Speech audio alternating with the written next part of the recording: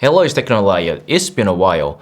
I've done an international relocation in February from Germany to Korea, and unfortunately, I have been suffering from laryngitis for about a month. It's an inflammation of a voice box in throat, and I lost my voice completely for about a month. And now I feel way better, so that's why I'm shooting this video. Finally. I've done an Xcover 6 Pro review 5 months ago, and during the drop and waterproof test, I completely broke the glass and the phone had a water damage inside.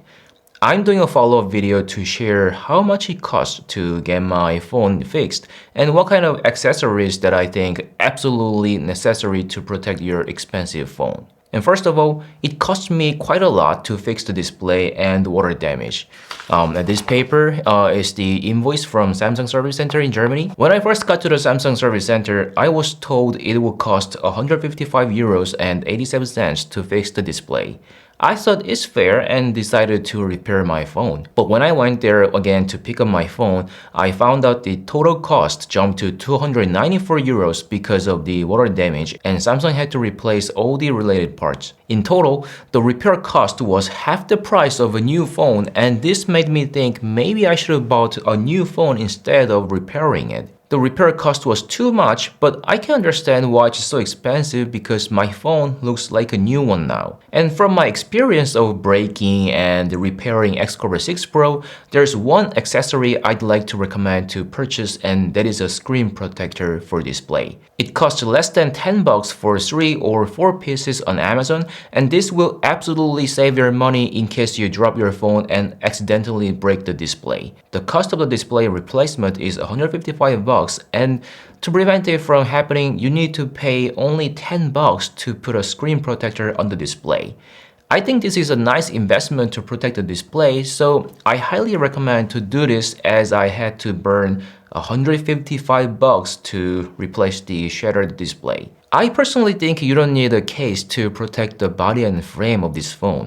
I mean, it already feels well protected because it has very slight rubber-like coating on its plastic body and frame. And it seems like it can absorb impact pretty well. As we saw in my review, the body and frame got a dent during the drop test, but it didn't crack or break. Therefore, I think having a protective case for this phone is an overkill. In short, I highly recommend to have a screen protector, but a protective case is unnecessary. And in my review video, I did waterproof test by putting my phone in a container and shaking it. A lot of my viewers told me that was unnecessary, and I agree.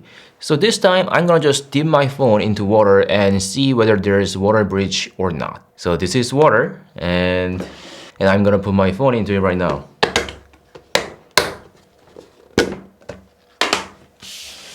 Now the water is just a cool water that we can just get easily from tap. So it's not too hot and not too cold. And the phone is now currently, yeah, it's turned on. Yeah, you can see that, right? And so now I'm dipping in. Okay, all right. Yeah, now it's completely submerged. And you know what? I can see bubbles, coming out from the headphone jack. That doesn't look that good, but yeah, let's just keep it there. Let's just, let it stay there for a while. I mean, maybe for a few minutes. And the bubble is still coming out. You can see it, right? Oh yeah, now it's stopped. So gently, I'm just taking it out. No shaking this time.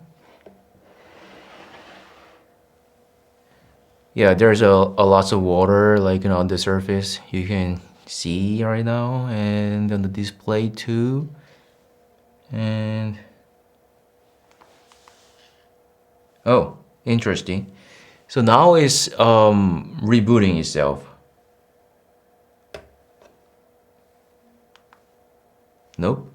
Yeah, so it's turned off right now. It doesn't look that good. At least last time it didn't turn off itself. Yeah, it doesn't look good already. But you know what? I'm Technologian, a man of commitment. So I'm gonna open up the back cover to see whether there is water inside.